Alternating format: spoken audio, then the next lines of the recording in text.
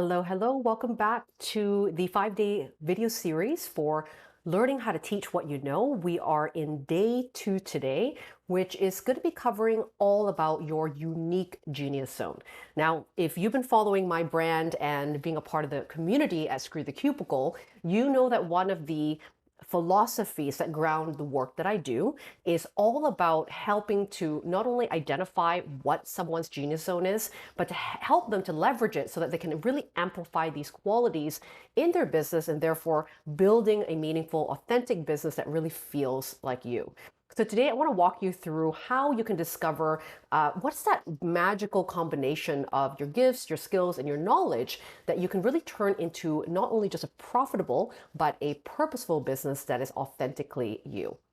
So before we start to look at what you want to do, what you want to teach, and what it is that you want to focus on in order to start making a living with your skill set, is we want to kind of take a look at where you came from, what are the skills you currently have that you can bring to the table, and how can we potentially redeploy some of the expertise, your professional training, life experience, and your skill sets towards a more meaningful direction for you to start a business with.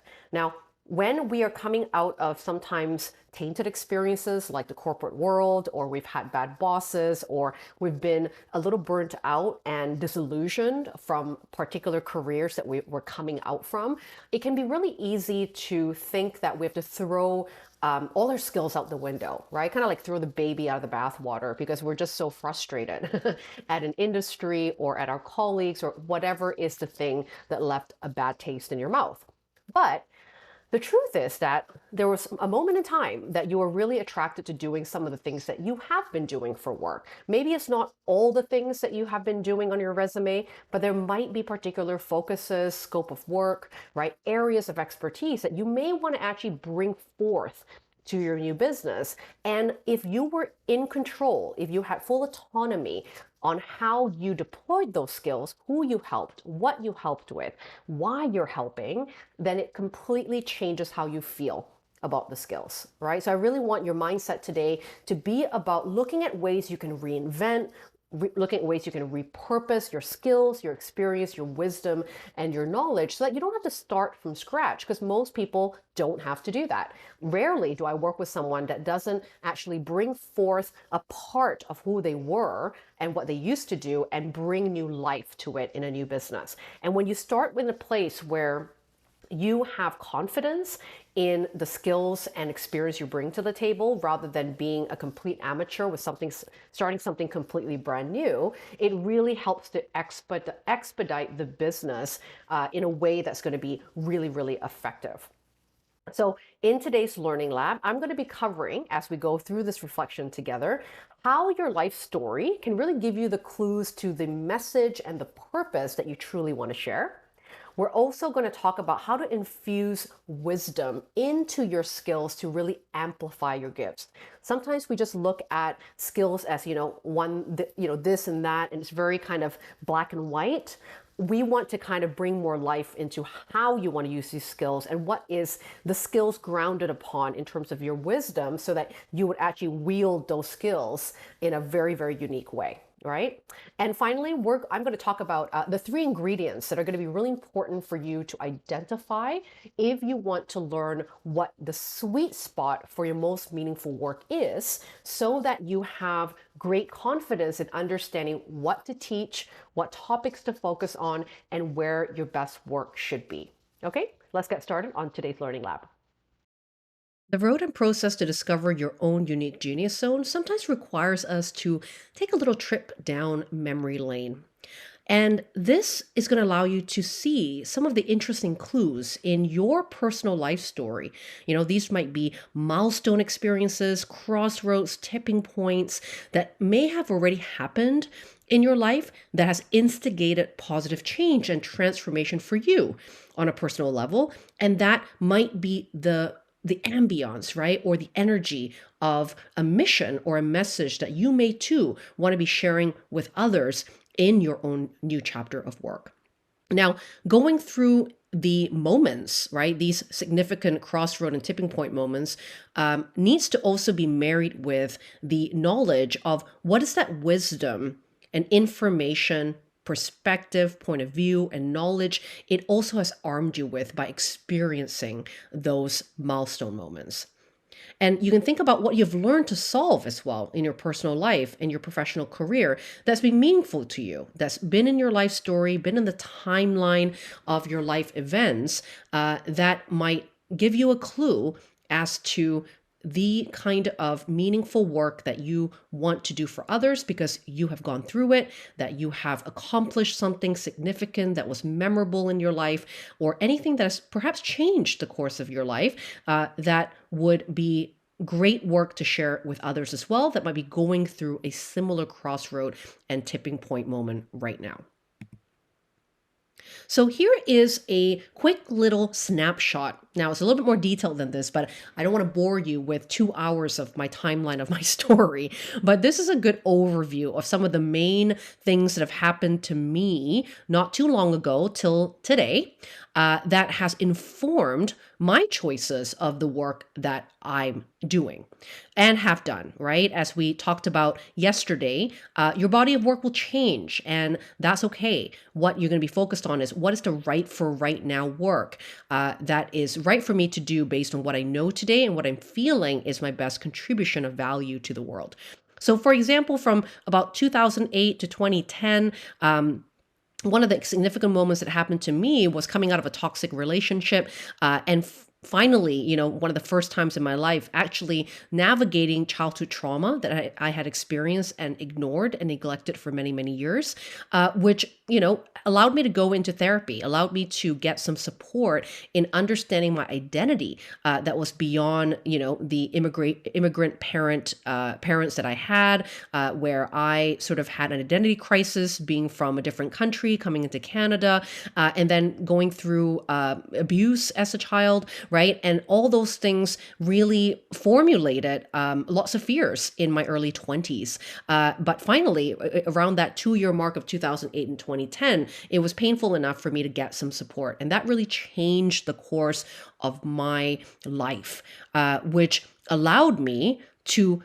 handle certain hard things in my life with better tools, better support systems, right? So when 2012 came about and I had a corporate burnout, and a health scare that came with that, which forced me to take a sabbatical from work because I hadn't taken a holiday for 2 years. I worked about 70 hours a week, making tons of money, but completely unfulfilled, had insomnia for many, many years. And finally, my body gave up, right? That happened in 2012. Also a very significant moment in my life that, maybe if I didn't go through things that happened, in 2008 and 2010, it wouldn't have armed me with the understanding and acknowledgement that therapy and getting that support during hard times can be quite helpful, right? And so going through that corporate burnout taught me a lot of things about what was misaligned with my values. What was I chasing that wasn't really my dream? What was the comparison monster that was constantly in my brain, thinking that I had to be looked at, perceived in a certain way in the world to feel successful and feel like I've done the right thing that I need to do as, my parents have given up so much to bring me to a first world country. I better do something with my life. And I would, do a lot of unhealthy things in order to get to more success just to prove myself in that identity, right? So going through the burnout in 2012 helped me to start my first business because I knew that staying in that corporate job was never going to make me healthy again. And so I negotiated consultancy with my first employers and started my first consulting business and really bootstrapped the business, paid off all my debt, prepared for my corporate transition, right? Which allowed me to then start a second business of coaching to help people with corporate transition while I was still running my first business. And then 2014 was when I explored lifestyle freedom, where I thought, why did I have to stay in Vancouver? Why did I have to pay these expensive rents and put all my revenue towards just living a basic life in Vancouver, which is very expensive? And so I decided to do a 6-month experiment, moved to Bali, started my coaching practice there, sold my first business, and that was a big turning point for me as well. Learning how to have an online business, not be physically in one place, and be okay with different time zones, and also knowing and seeing that my life was more joyful when I wasn't waiting for holidays to have a great life. I was integrating, hobbies, time off, more time off, right, than most people by just choosing where I'm living, choosing how I spend my money, and choosing to actually travel while I was owning a business rather than waiting for holidays or retirement to do so, right? That was a huge turning point in that balance that was really necessary for my happiness as well. And then 2015, more therapy and yoga and my courses in mindfulness, right? I was able to be very lucky to have access to those modalities living in Bali for sure. And that again changed the course of my thinking, how I felt about being present to hard things, and how to use the tools of mindfulness and meditation to overcome my anxieties, overcome my high achieving persona. And that integrated a lot more into the way that I operated in my regular life. But as you can see in 2016, I had a second burnout. I hadn't had that for almost 4 years, but I did have a second burnout during my highest revenue year in my business with the biggest team that I built as well, and realized that, that cliche thing that people say, money doesn't buy happiness. Well, I certainly had to face that music, where I built something bigger for the kind of blindly, because all my other colleagues who were coaches were building empires the same way. And I realized that I, as much was being mindful in my personal life, I wasn't being that mindful in my professional life, where I still sort of compared myself to other business owners and built a Frankenstein of a business that I didn't want to wake up for, even though I was making the most money I ever made in my entire business timeline. And so that set me on another milestone journey of becoming and embracing a minimalism business, right? Things that I already embraced in my personal life, and just doing that a lot more in my business. And this is when I started reading The Company of One by Paul Jarvis, who I really admire, who also loves lifestyle freedom. He is also location independent. And I love the factors he talked about in the book about how to actually build a very, very profitable business without needing to work so much, without having big teams, without needing to manage other people, and being a solopreneur in the most effective way, right? Doing less but better, right? And that changed again the course of my business. What I started offering, I used to offer about 5-6 different products a year, and now I offer 1 or 2 things. Right. And that focus allowed me to start thinking, right, in 2019, in order to do one thing really well, in order to be a minimalist in a business, I needed to recognize my own sweet spot and my genius zone, and how that aligns with what I was offering, who I wanted to work with, what I wanted to work on, and why I wanted to show up for that work, right? So in order to choose one thing, I needed to know myself a lot more personally, right? So you can see this whole journey is such an evolution of painful things that have happened. Not all of them were painful, but a lot of them instigated change, Unfortunately, humans are motivated by change, by pain, sorry. And certainly mapping that out, the most painful points of your life, the most hardest times of circumstances in your life can give you some clues as to the wisdom that you've learned, the new skills you have accumulated because of it, and a new way of thinking that might inform you on how your work might represent that as well. So we want to look at how your timeline of your story, right, as you map that out and think about that today, seeing my example, right, when you examine your talents, right, and your skills from multiple angles, right, if you go back to this first graph here, if you make something like this, you can start to see what did I, with these turning points, how can I see my talents and my skills and what I've learned from multiple angles if I was to see it from a distance, right? Every moment in your life taught you something interesting. And whether or not you want to take that interesting learning with you, you get to decide on that. But we want to kind of look at your experience that's beyond your resume, that's beyond the kind of traditional way of looking at careers, and really looking at experiences or milestone experiences as an indicator of meaningful work, right? Rather than just your LinkedIn profile of what's traditionally professional. And so, as you examine your talents and skills from multiple angles and distances, you can kind of think about them in skills, right? So, for example, going through that whole timeline of what I just showed you, it helped me to really develop skills around how do I look at skills in a different way, right? I started doing Myers-Briggs work, Strengths Finder work, and supporting my clients to repurpose skills and expertise. Moving to Bali helped me to gain the skills of being a location-independent business and what it takes to make that happen and work with global clients. Going through my second burnout in my business in what year was that? 2016. Taught me a lot about solopreneurship and the model that it takes for me to do less but better, right? And to do a small business and still earn great money to live the life that I want. It gave me the skills of knowing my strengths, and as I excavated for my own strengths and seeing how I operated from those superpowers, it allowed me to perform the same process for my clients, right? And purpose excavation was really important because in order for me to align my energy with what matters to me and my values, which equals to purpose, right?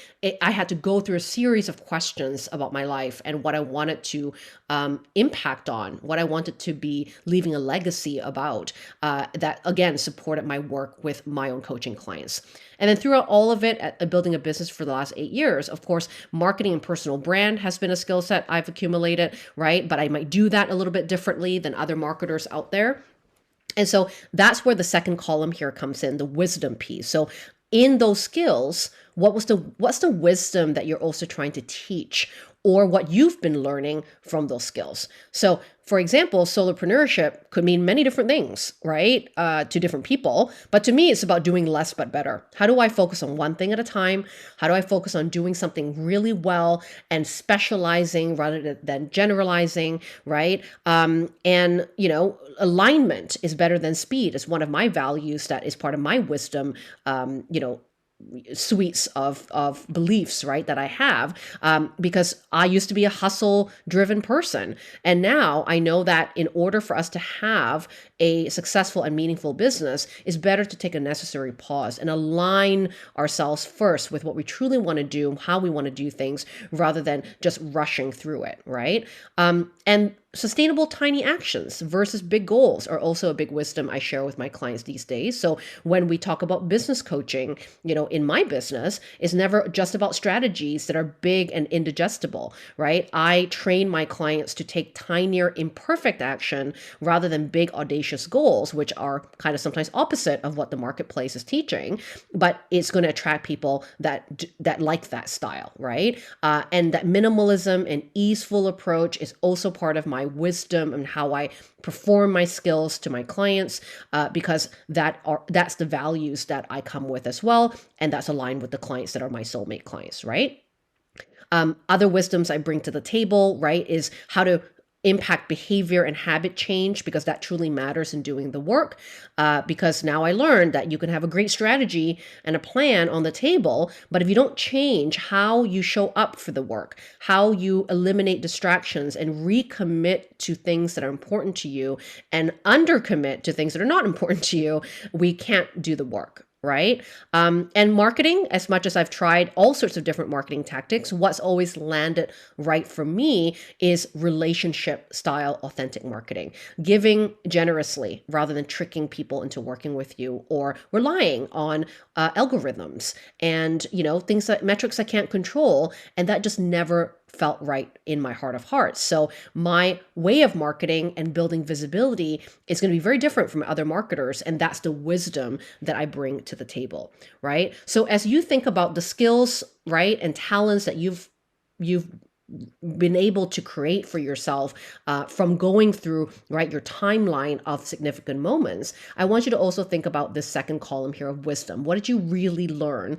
that you still believe in today? Wisdom is really beliefs, aren't they? Right? And these are beliefs that you hold true to you. And this might inform you in how you deploy the skills you've got in a much more meaningful way that's grounded by intention and is grounded by a real purpose behind those skills. Next thing that I'm going to show you is my little Venn diagram of what I consider the ingredients for the sweet spot for meaningful work. So as you're thinking about skills, you want to be thinking about mastery as well, right? What are your best skills, experience, wisdom, and knowledge that's valuable to others? Maybe people have already been coming to you for it. Maybe you've been paid really well to do it.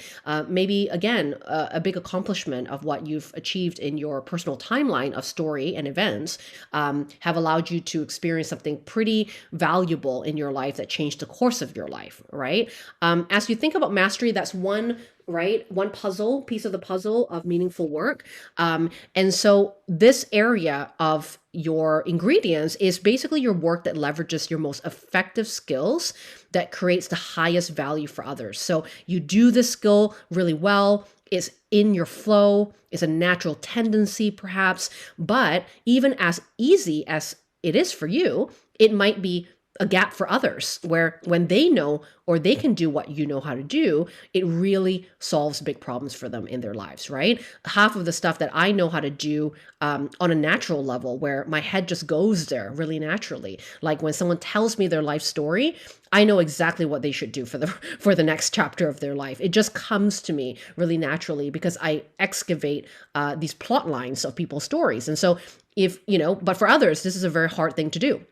And so that's why I lead with that strength, because that makes me different and that makes a urgent problem to be solved really easy for me to solve it for other people, right? And that becomes the tool I use to earn a great living.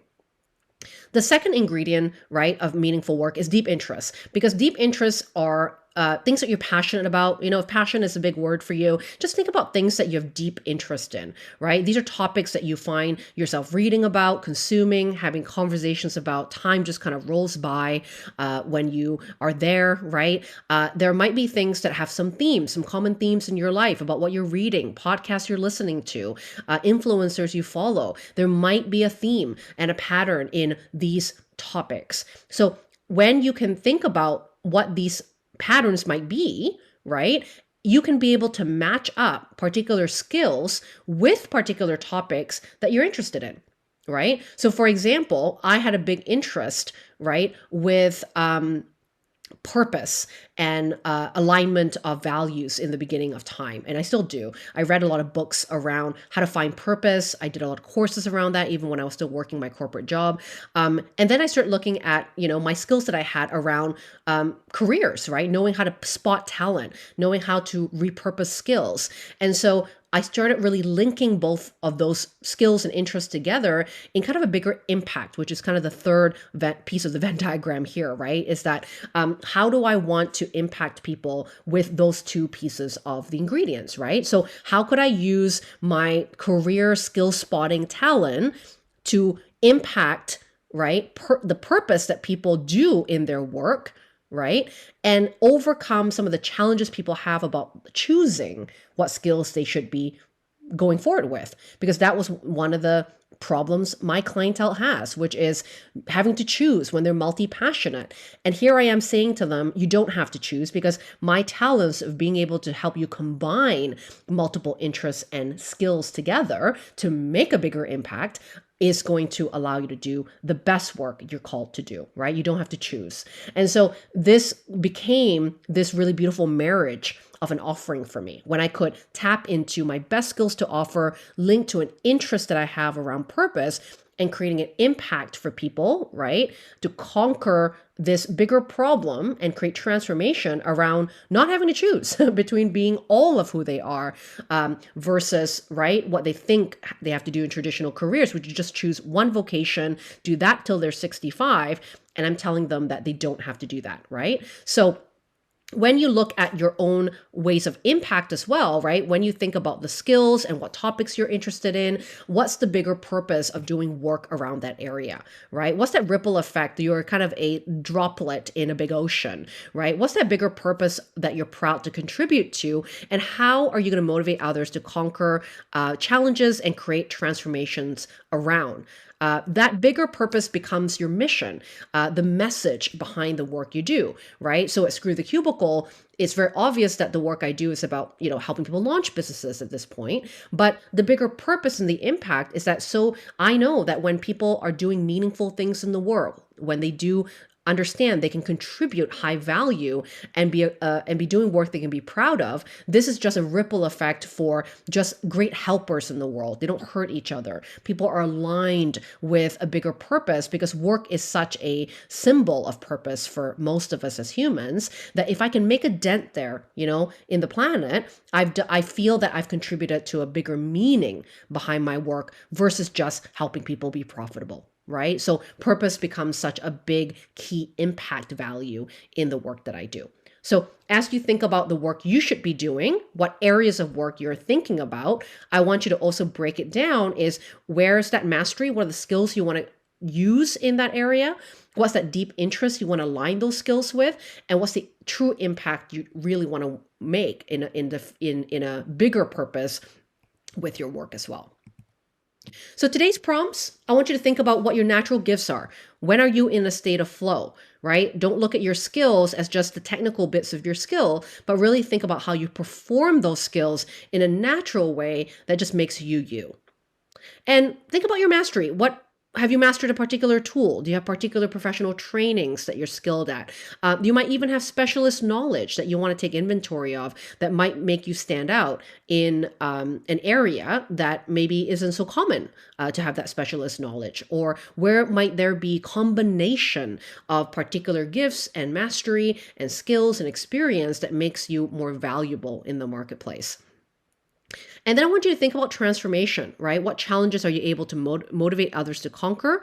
Do you have beliefs or practices that others aspire to?